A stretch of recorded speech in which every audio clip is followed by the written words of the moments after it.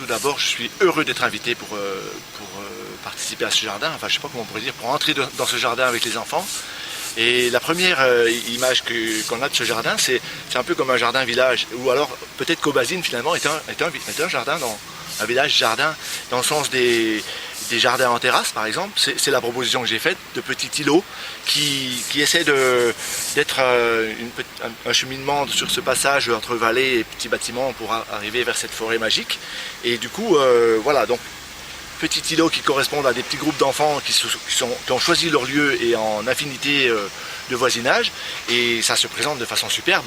Je pense que le jardin sera dans les couleurs, les senteurs et l'abondance à l'image de l'enthousiasme des enfants et de leur générosité aussi, parce qu'ils tiennent compte de la personne âgée qui va venir visiter, donc il faut un petit siège pour qu'elle se repose, le copain qui a un handicap et qui n'a pas tout à fait la possibilité de marcher, de venir avec son fauteuil, etc. Donc tout ça, c'est des sensibilités qui vont bien avec ce jardin, je pense. Oui. Alors, disons que là, on en est dans le cadre d'une ébauche, c'est un peu comme la sculpture, finalement, un jardin qui est posé là, il y a une réalité, les piquets sont plantés, ça soutient la terre, tout bien.